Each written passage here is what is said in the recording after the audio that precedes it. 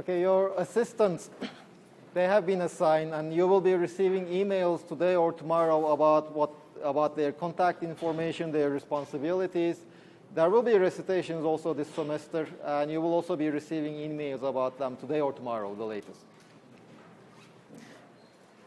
Now, last week we started dealing with the electric flux and the electric field lines and the Gauss law. This week we will be spending our time on the Gauss law and how to understand the electric flux. But do you have any questions before we begin?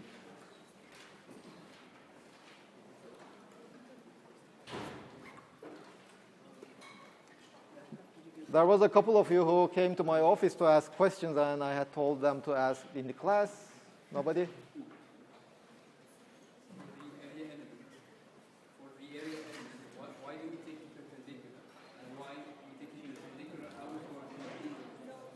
Okay. So where do we use the area in the definition of the flux?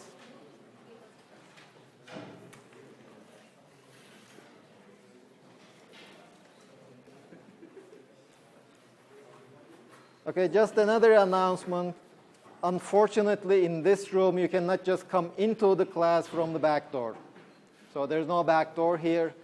So starting from next week, once the door is closed, I will ask you not to enter the class. I mean, in U3, it's okay if you just enter, I don't know, 20 minutes late, you don't disturb anybody. But here, if you enter, you are just disturbing the class.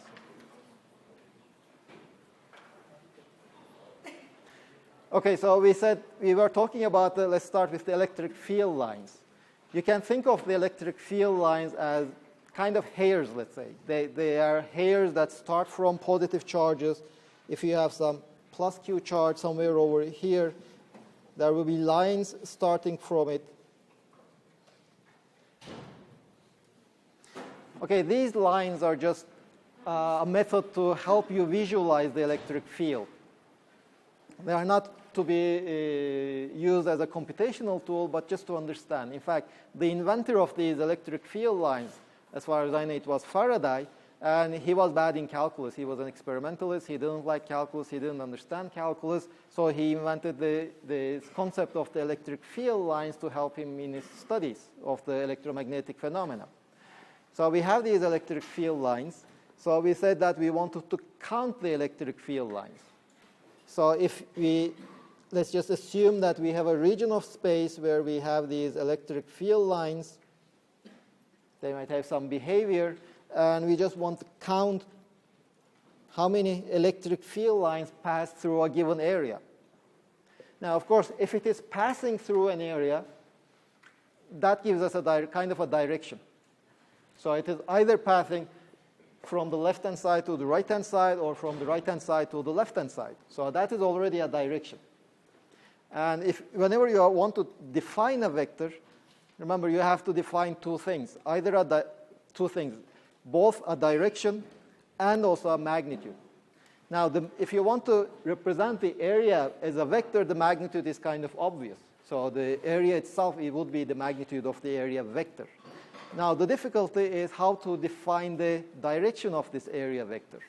But if you look at this one, so we want to use this area to count the number of electric field lines passing from one side to the other side. So that already gives us a direction. The area vector should point from one side to the other side. Now, which one? Well, there are two possible choices. Either it points from this side to this side, or from this side to the other side. So there are two choices. It's up to you. You can choose whichever one you like. They are called the orientation of the area. And in a sense, it specifies which direction is inside, which direction is outside. Usually, if you have a closed area, that will be the relevant one for us in Gauss's law. You can say that, okay, this is inside, and this is outside. That would be the most intuitive choice. So the area vectors at every point on the surface would be pointing from inside to the outside. So if an electric field line goes in the direction of the area vector at a given point, then it is going from inside to the outside. The other choice, which is not so obvious, is you can also say that this is inside. And this part over here is the outside. Mathematically speaking, there is nothing that would prevent that. Both choices are equally valid. Of course, intuitively, I mean, if this is the surface, this is the inside. That is intuition, but that's not a necessity. You can define it the other way around. So that gives us this two choice of the area vector. And why it is perpendicular? Well, if it is not perpendicular, then I can always define two components, one along the area and the other one perpendicular to the area. But the component along the area doesn't tell me which one is inside, which one is outside. So that is kind of an extra, which I cannot really use. So that's why we always define it perpendicular to the area at the point that the area vector is defined. And it points from inside to outside, whichever part you define as inside.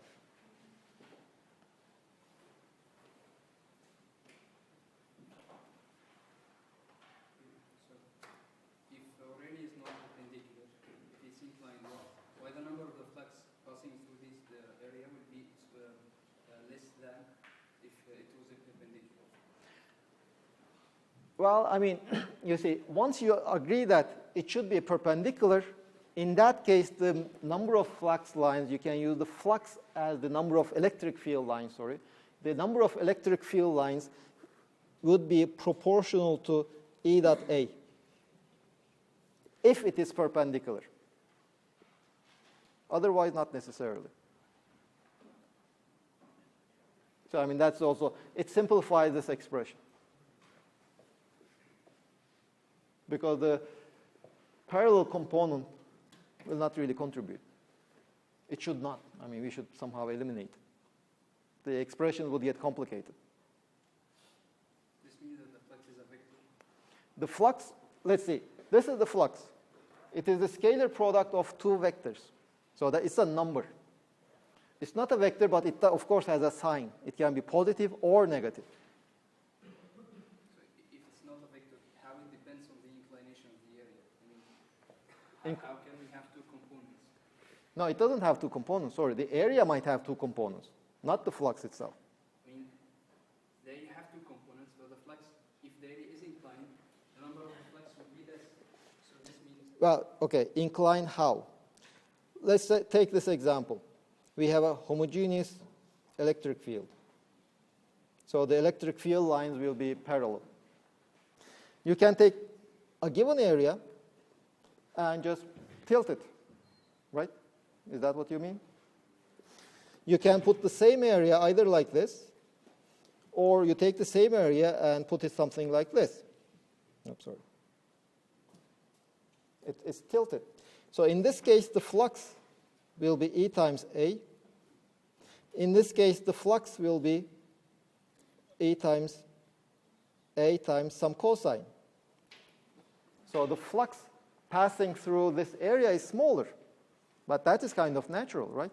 I mean, let's just draw more electric field lines. Let us draw them denser.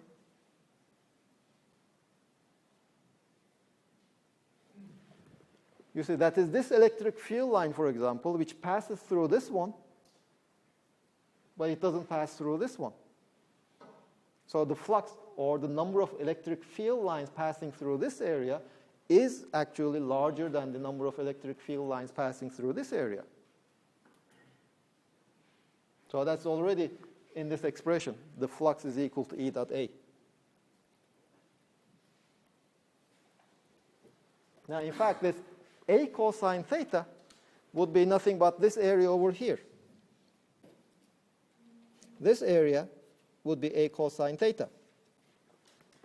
And that area is smaller than this one.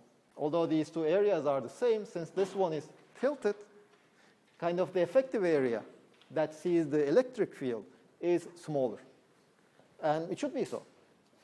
Because there are, for example, this electric field line, this one, which crosses this one but doesn't cross this area.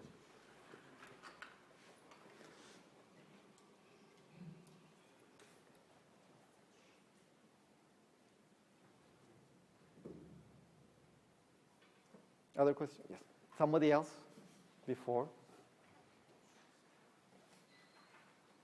Yes?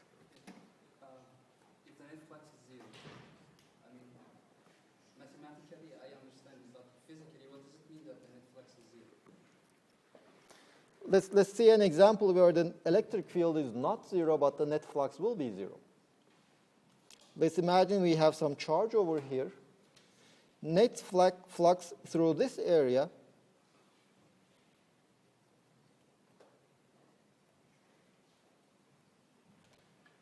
would be zero. So what does it mean? It just means, just whenever you say an integral, whether it's a one-dimensional integral, a surface integral, or some more complicated integral, it is just a sum. So here this is saying is that I have a bunch of terms, the sum of which is zero. If a bunch of terms, they just sum up to give zero, it just means that some of the terms are positive, some of the terms are negative. Now, the terms I am summing is the component of the electric field pointing outside. That is what I am actually summing. I have the electric field, I am multiplying with this area vector, which is pointing from inside to outside. So if we would show it in several places, this is my area vector in different parts of this surface. The electric field pointing from inside to outside, the sum of them is zero. It just means that the electric field pointing from inside to outside is positive somewhere and negative in some other place.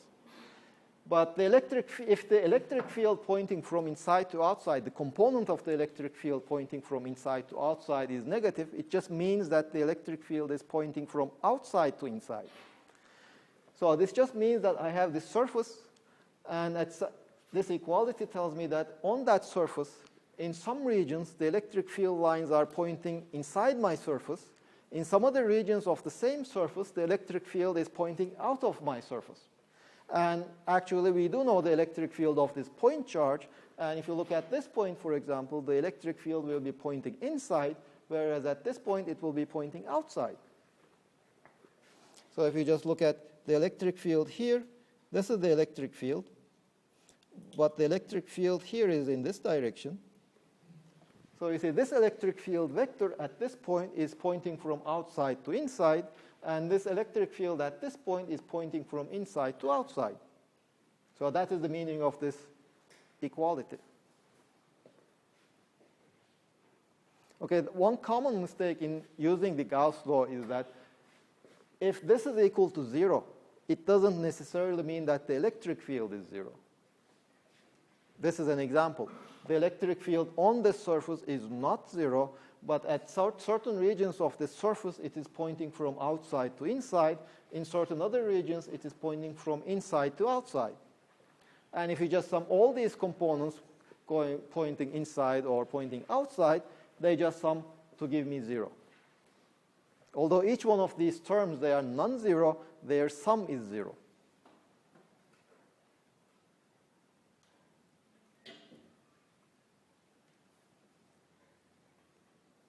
Other questions? For a Gaussian surface, this has to be from a different material or just only... This is just a mathematical surface. But for in reality, when I have a charge with for example, I have a sphere, but it's somehow from metallic sphere. Will the charge be that outside, is causing zero electric flux? Okay.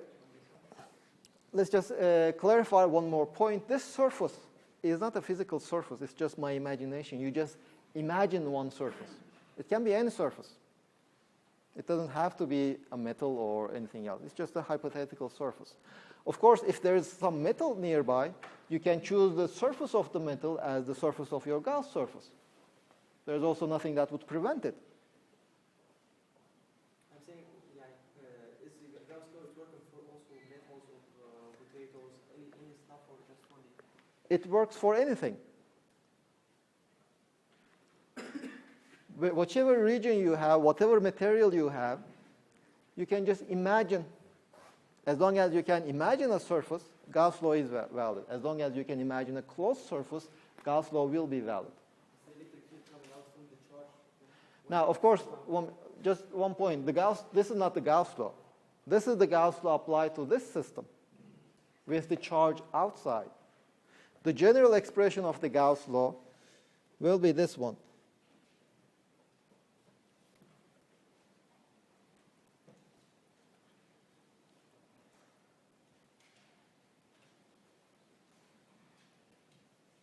This is the general expression. Whichever region you have, whatever material you can imagine, how complicated your system can be, independent of that, for example, you want some metal. Let's put some metal over here. This is my metal. Let me assume some charges distributed around. Everywhere.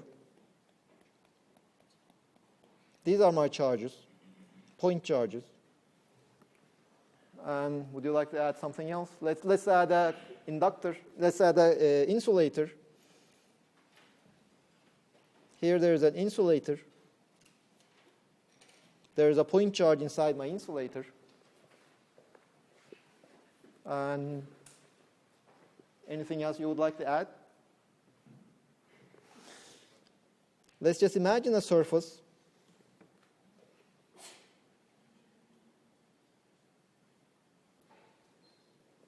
This is my surface, let's say. Do you see it? Barely.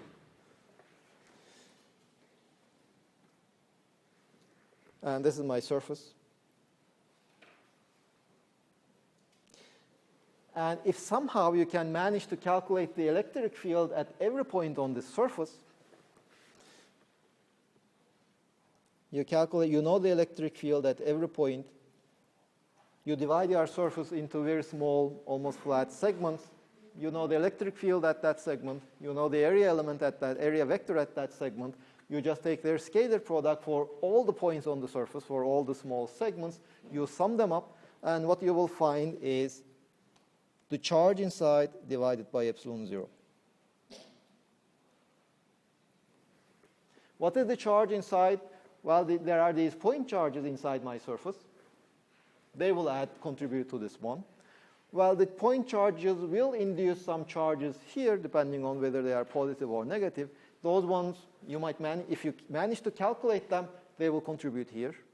So if you cannot calculate them, that means you don't know what this is. But whatever the total charge in this segment of the metal is, you should put over here. This law is still valid for such a complicated case. And if you want, you can just take the surface that also takes part of the insulator. This law would still be valid.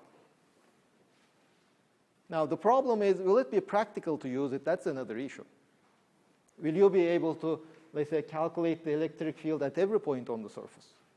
Will you be able to determine what is the charge inside this surface that you choose? Well, that's another issue. But whether you can determine it or calculate it or not, whether you know it or not, this law is valid.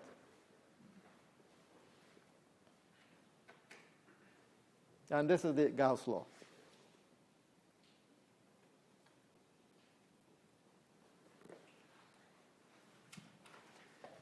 You see, the electric field in this Gauss law, by the way, we said that, okay, you have to calculate, if you know the electric field at every point on this surface, for example, if you want to calculate the electric field here, the electric field at this point will be the sum of electric fields created by the charges inside my surface, plus the electric fields created by the charges outside my surface.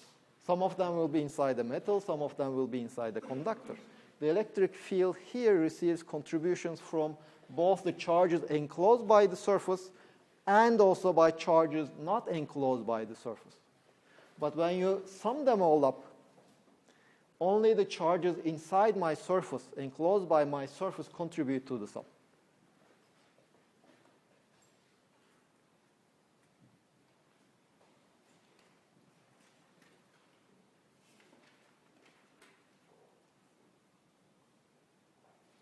But before continuing with the full Gauss law, let's go back to the flux, electric flux. So the concept of the flux itself should be clear.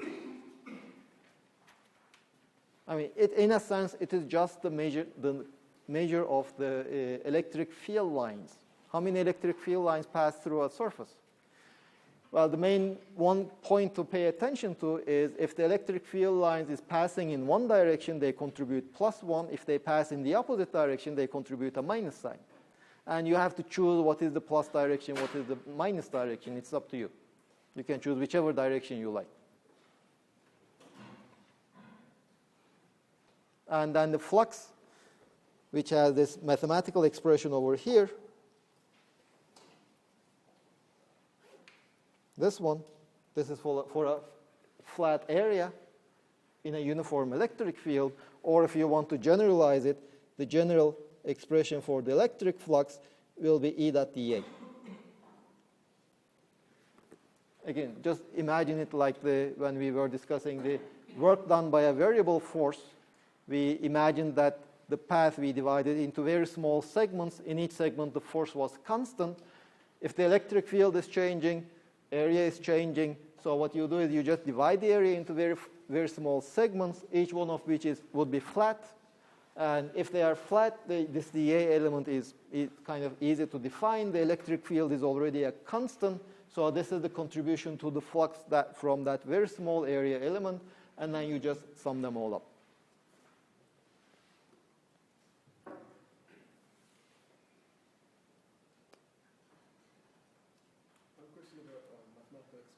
Why do we use the brown thing on top of the integral when we're writing the Gauss law and why not here? This is not a closed surface. This is an arbitrary surface. Is it not a closed surface? The whole integral? This is an arbitrary surface.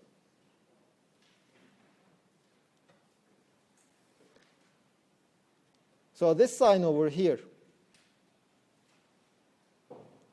just implies that you are integrating over a closed surface, just to distinguish the two cases. You also use the same symbol if you are integrating over a closed line.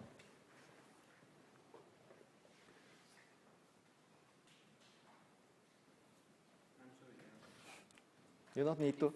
If the electric field lines are infinite, so why do we need the quantity of flux? Why do we need to measure flux in a specific area? Well, we don't need to. It just turns out to be useful. In what? We will see. I mean, for the time being, what we did was we started with the charge of an electric field of a point charge, and then we said that, okay, then we went to the concept of the electric field lines from which we derived or argued for the Gauss law. But the question is, which one is more fundamental, the electric field of a point charge or the Gauss law? We will show that they are equivalent to each other. If Gauss law is valid, then you have this 1 over r squared law for the electric field. If you have this 1 over r squared law, then you have the Gauss law. They are the same law. And to prove certain things, Gauss law turns out to be quite useful. We will see a few examples of that.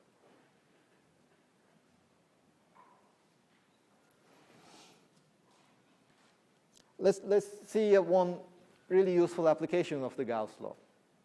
Let's look at the electric field in a conductor.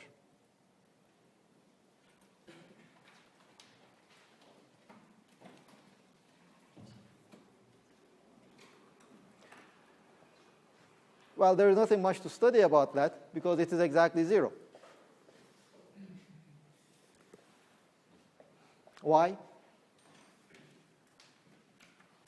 And keep in mind that we are studying electrostatics. Charges are not moving. Now, how did we define a conductor? It has free charges that move around. It doesn't have to be electrons. But there are charges that are free to move. So if you exert a force on the charges will start moving. So that's the property of the conductors. Well, if you have an electric field, it exerts forces on the charges.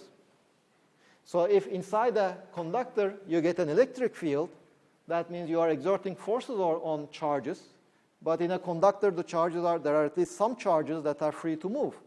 So if there is an electric field in a conductor, it just means that the charges are moving, it's not an electrostatic case. So if you are in electrostatics, then the electric field in a conductor is constant, is 0.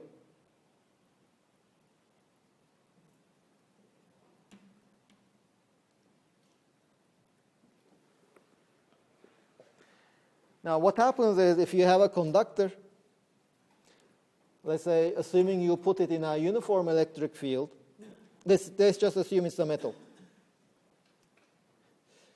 You put it in a uniform electric field. So this electric field, once it's inside the metal, it will exert a force on the electrons. So what will be the direction of the force on the electrons? Towards the left, how many people? Towards the right? Left is that direction, right is this direction. So how many of you think that the electrons will be moving in that direction? How many of you think that it will be moving in the other direction? The electric field is in that direction. Okay, how many of you think that both of them are correct? How many of you think that you don't have no idea? You see, the relation between a force and the electric field is this one. Well, it just resembles the F equals to ma. This time, instead of the mass, we have the charge. Instead of the acceleration, we have the electric field. What is the charge of an electron? Is it positive or negative? Negative. It is negative. So we have a vector. We multiply it with a negative number. So the new vector is this is a new vector which is pointing in the opposite direction. So that is why the electric field is in this direction. So the force acting on the electrons will be in the opposite direction. So if this is an electron, this will be the force acting on an electron.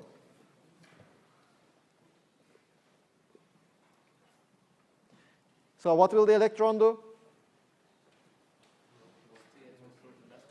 Stay at rest. Why? Because the electric field and the force are opposing each other. You see, the acceleration is determined only by the force. Remember your mechanics courses. The acceleration of an object depends only on the force acting on the object and also its mass.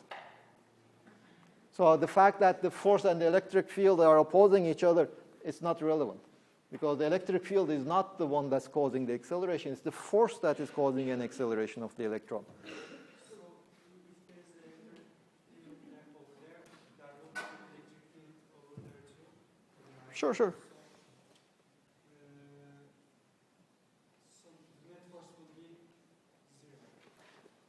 0. Okay, let's clarify one more point. The electron has a position, R. The force acting on the electron depends only on the electric field at the position of the electron. It doesn't depend on what the electric field is elsewhere.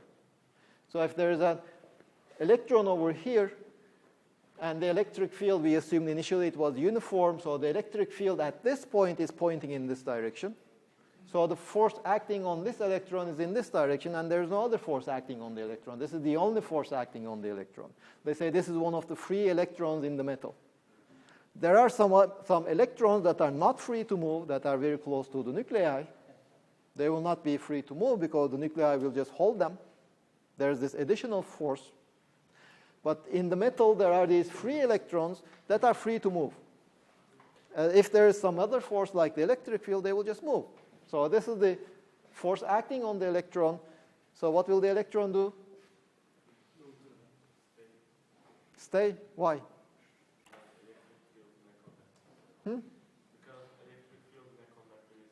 Now, here I am assuming that initially the electric field is uniform everywhere. So the electric field is uniform everywhere. This is not electrostatics, because we already said that in electrostatics, the electric field inside the conductor should be 0. So this is not electrostatics. There is electric field in the conductor initially. So the electron will feel this force. it will just accelerate in this direction, and it will come to the boundary of the metal. Hold on, don't jump steps.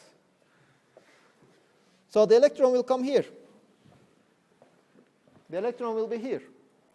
Well, it won't be allowed to leave the metal. It is bound by the metal. It cannot leave the metal if you are not exerting a huge electric field. So there will be excessive electrons on the surface. And hence that surface will be negatively charged. Well, those electrons, they will leave this surface, so this surface will be positively charged.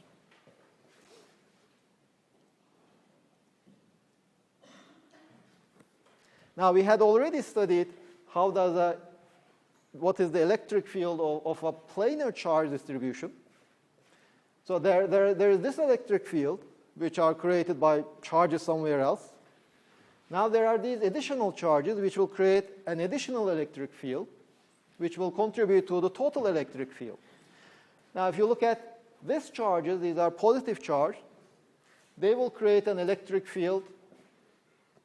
Now, on here, it will be in this direction. On this side, it will be, it's a positive charge. We have seen that if you have an infinite planar charge distribution, the electric field always points away from this plane, and it's homogeneous.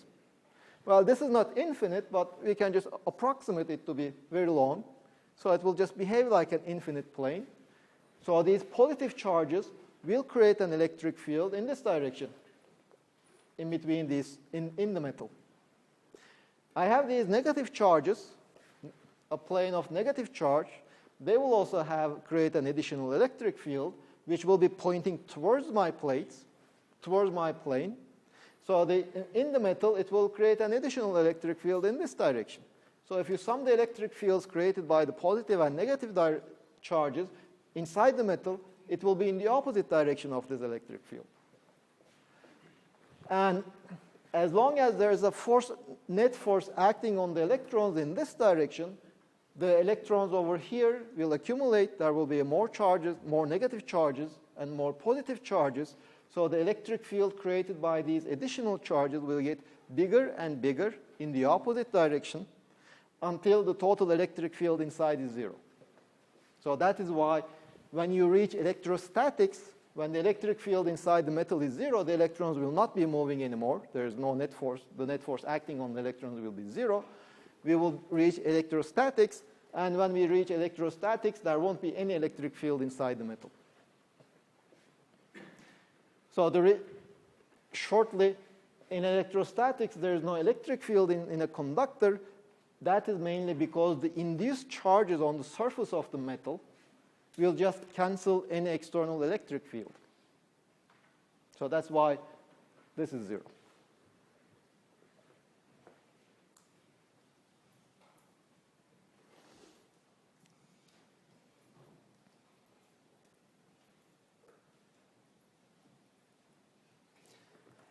Now, let's say if it is possible to put some charge, some net charge inside the metal. Let's assume this is a conductor.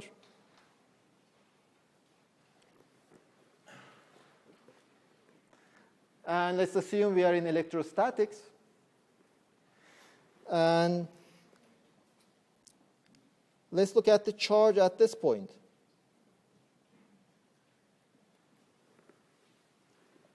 Can it be non-zero?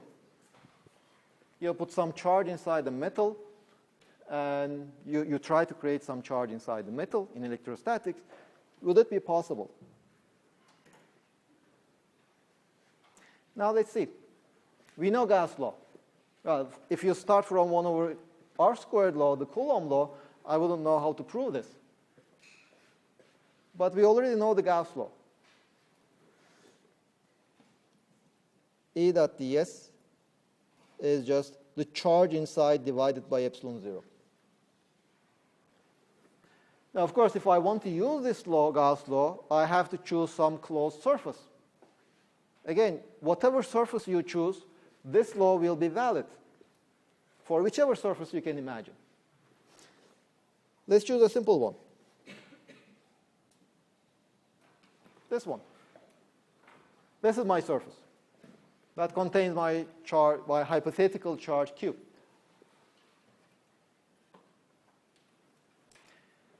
Now, what is the electric field on my surface?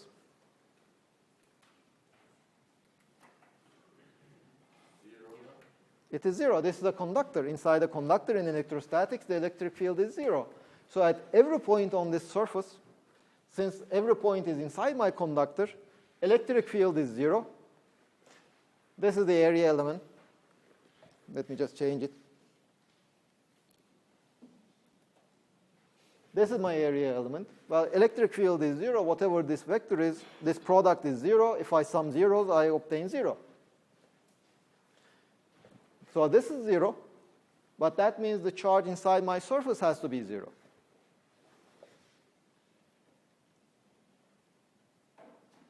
The charge inside my surface is just Q. This has to be 0. In electrostatics, I cannot have a net charge at a given point. In fact, it doesn't even have to be a point. I cannot have a net charge in a region in a conductor in electrostatics. For example, this I wouldn't know how to prove using Coulomb's law. But with Gauss' law, it's just 2 lines.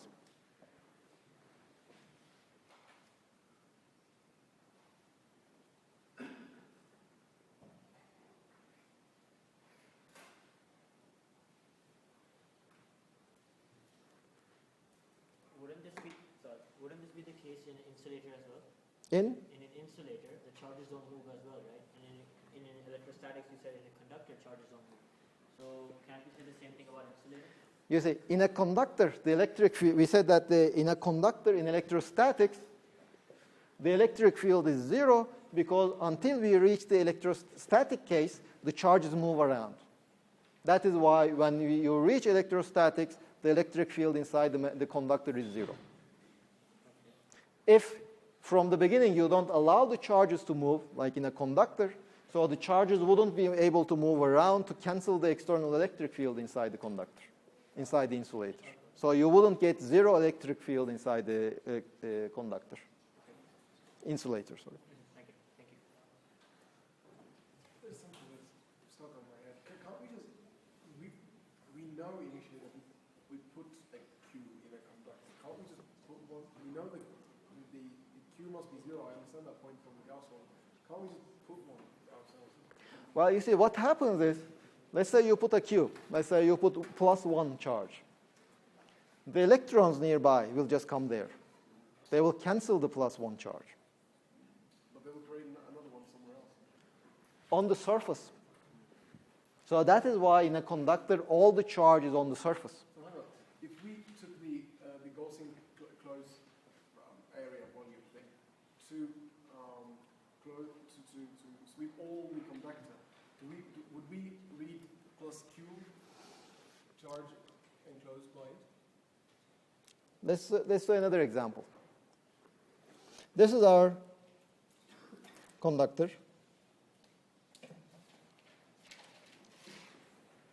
Let's imagine we have a cavity inside the conductor. So we want to put some charge inside somewhere, right? So because in the other case, we couldn't put it because the moment we put some charge over here, the electrons will just move to that charge or away from that charge, and it will cancel the charge. Let's prevent that by putting a cavity.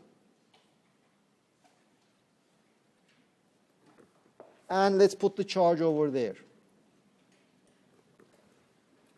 Now, this charge cannot go anywhere. Let's say it's positive charge. Now, what will happen is, this is a conductor. We put a positive charge over there, so it will just acquire negative charge. It will attract negative charges in my conductor. So negative charges will just come to this surface.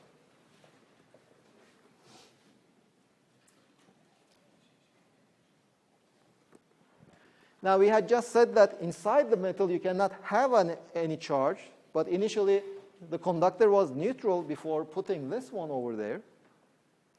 But the charge has to be somewhere. It cannot be inside this conductor, and the only place is on the surface, on the outer surface.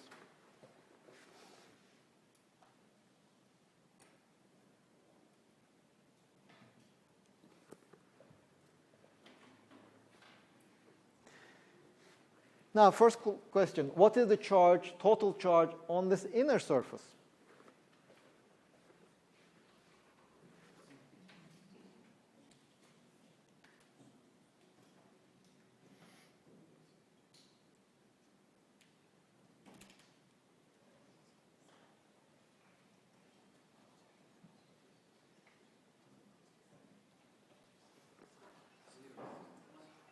Why 0?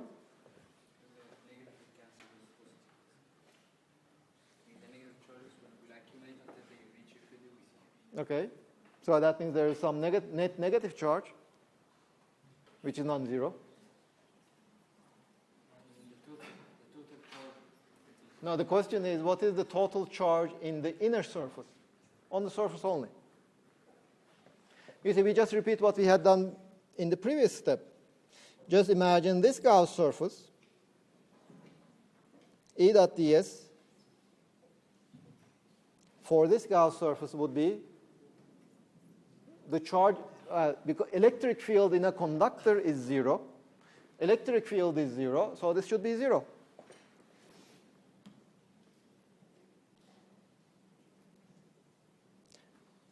But from Gauss law, I know that this is the enclosed charge divided by epsilon 0.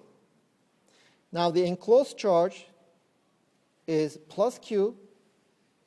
This is the charge I had put, plus the charge of the inner surface. So this already tells me that the total charge in the inner surface is equal to minus Q.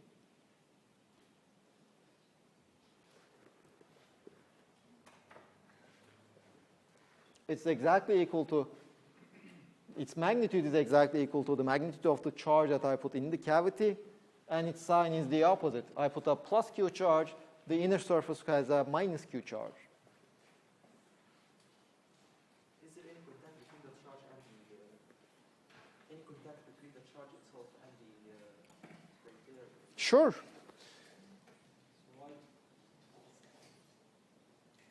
We can also put it right over here. I'm saying that for this charge to be like that, it will lose its charge itself. How? It's positive and the Okay, so? so it will be neutral. This body Well, you see, the charges cannot go there. It's in a cavity. there is no contact. There's no contact. So that's why, that is the difference between this one and the previous one. In the previous one, all these negative charges could move to the point of this plus Q charge and cancel it. But here, it's cavity. There's no conductor here. Since there is no conductor, the charges cannot move to the position of the plus Q charge. But still, in the previous example, would there be plus Q on the outer surface as well? Well, it depends on how you create the system. You start with an neutral conductor. You put some plus Q charge inside. When you reach electrostatic equilibrium, there will be a plus Q on the outer surface. Because this minus Q will just accumulate at this point, and neutralizing it, well, those charges just came from the surface. Well, not from the surface, but all the charges kind of just moved towards this point, and the surface is left with plus Q charge. How come the positive charges can go out the surface? Well, it's not really, in a metal at least, it's not the positive charges go out of the surface. The electrons are all move in. Well, on the surface, there is no electron to come from outside. So on the surface, there is an excessive positive charge. Now, of course, if you start to look at it from a microscopic point of view, what is the surface? Well, there's no such mathematical surface, but that's why we won't be going into this microscopic picture. We are still looking at, from the macroscopic point of view, this surface is a mathematically zero with shell, and the positive charges are actually on that zero with shell, or the negative charges, etc. I have a question here about the Gauss law and alignment. Here the system itself has a cavity. That's why it's not enclosed. It's not a closed surface nowadays. Now, you see, my closed surface is this red one. The surface is closed.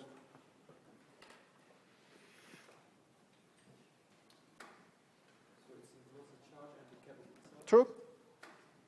You can just imagine any surface that you like. As long as it's a closed surface, this will be correct.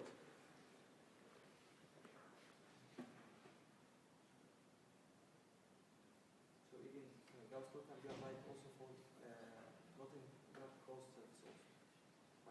No, you see, there are different surfaces. The cavity is a cavity, a volume cavity. Now here, to apply this one, you just imagine a surface. A surface is either closed or not. Whether there's a cavity inside the surface or not, it doesn't change the fact that your surface is closed or not. Your surface shouldn't have any holes on the surface. Just imagine a balloon. You can give it any shape you like. Inside you can have anything you like. It shouldn't have any holes.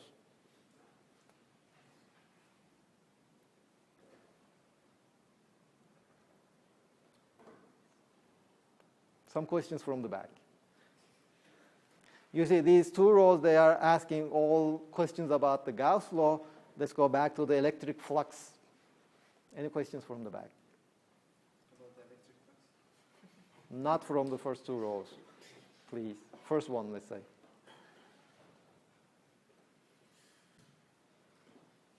Any questions?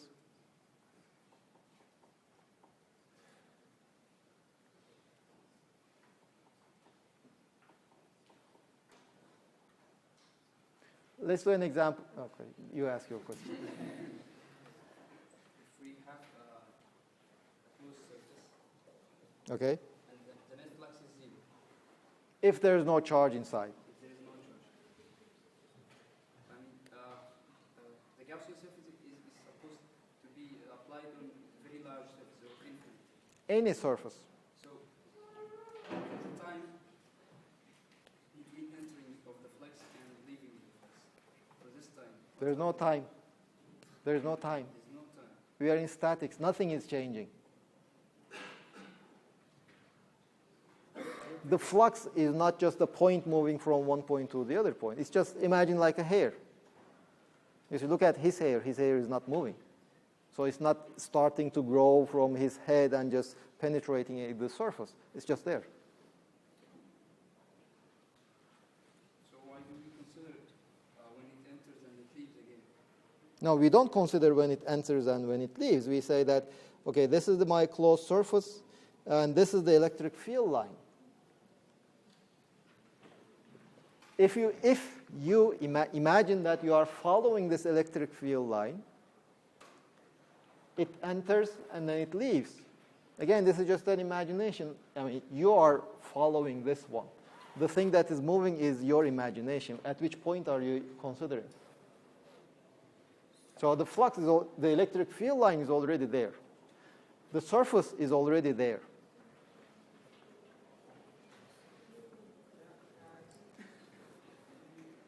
There will be a distance between the inner surface and the plus Q. So there will be a distance. Isn't that mean the Q's are not equal because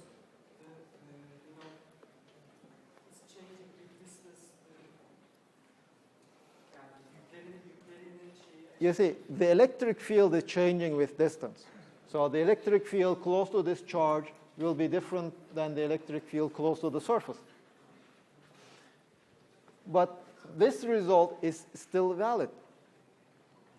One thing that will happen is if, for example, you imagine a larger cavity, of course, the electric field on the surface of the cavity will be weaker, so it will be able to attract less charges at a given point, but the area is now larger. So the density of the charge at a given point will be smaller, but since the area is larger, the total charge has to be equal to minus Q. Whatever the position of this plus Q, I mean, the cavity also need not be a sphere. I mean, you can just imagine an arbitrary shaped cavity. Whatever the shape of the cavity is, whatever the size of the cavity is, whatever the position of this plus Q charge inside the cavity is, it might be closer to this point and further away from this segment. the total charge on the inner surface has to be minus the charge if we are in electrostatics and if this object is made of a conductor. Okay, let's give a 10-minute break.